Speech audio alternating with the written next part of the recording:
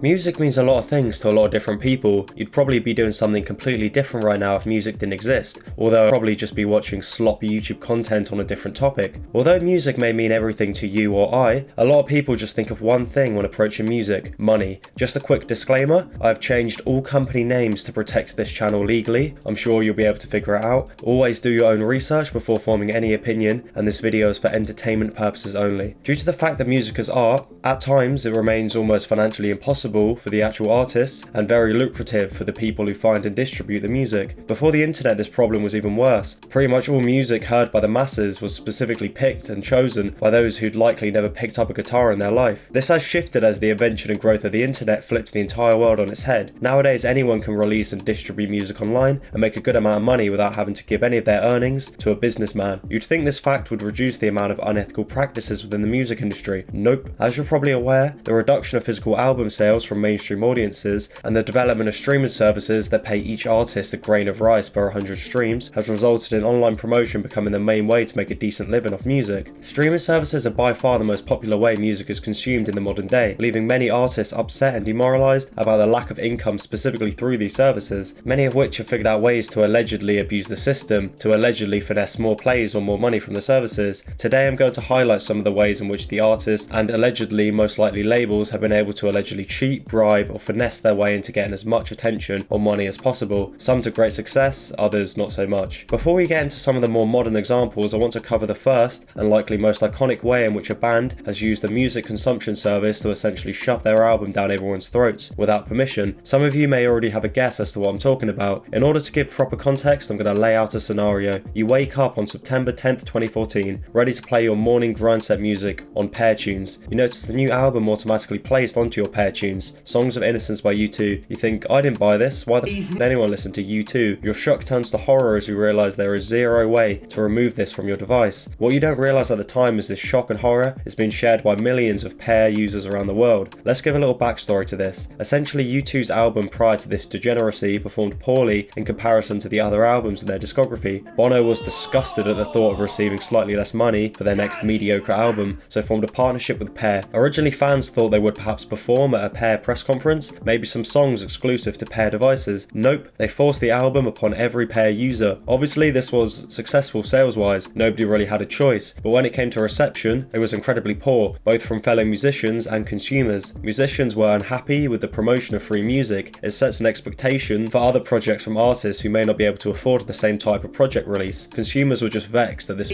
eyesore that was on their device. I'm sure if any of them actually listened to the album, the other stages of grief would have briefly followed. So now we're aware of how it can all go very wrong, let's look at some more modern examples. You gotta remember this was 2014, it's only gone downhill from here.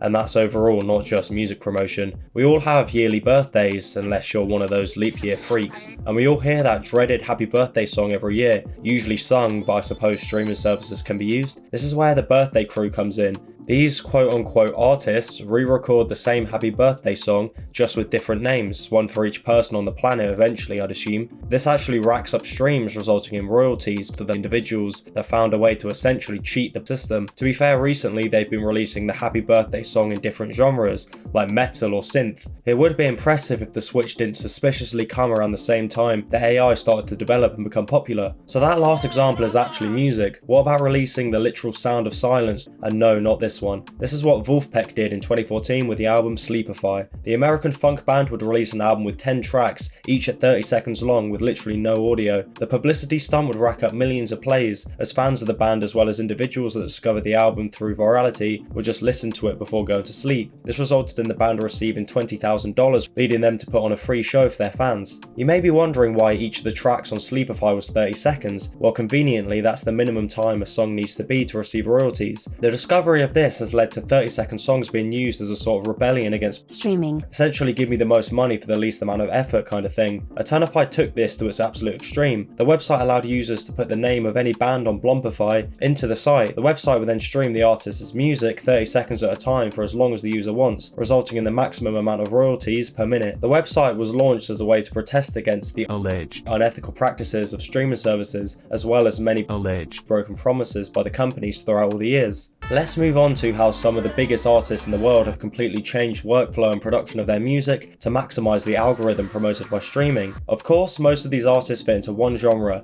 and as much as I love a lot of modern hip hop and R&B, they aren't exactly the most time-consuming genres to produce, so it kind of fits the bill perfectly. Most albums within popular music are becoming longer and longer, with some reaching up to 40 tracks long. There's a reason for this, and it isn't based wholly around money, surprisingly. In order for an album to go platinum, it has to reach 1 million sales. Currently, one sale of an actual physical album is equivalent to about 1,500 streams. This means albums with double or even triple the amount of songs give artists with primarily penniless Zoomer fans a bigger chance to go platinum. This practice has been utilised by artists such as Chris Brown, Migos and Drake, and mostly results in success. Speaking of Drake, his 2016 album Views went platinum the moment it was released. So how the f did that happen? No way millions of people were staying up all night to listen to this dude rap upon release, although they probably were, but that still wouldn't have been enough. It's all thanks to the extremely popular song Hotline Bling. Originally released as a standalone single, the song would perform extremely well, with the music video going ridiculously viral. The song racked up enough streams to essentially go platinum on its own, which gave Drake the bright idea to just slap the song on Views as a bonus track, and the album, as soon as it was released, went platinum immediately.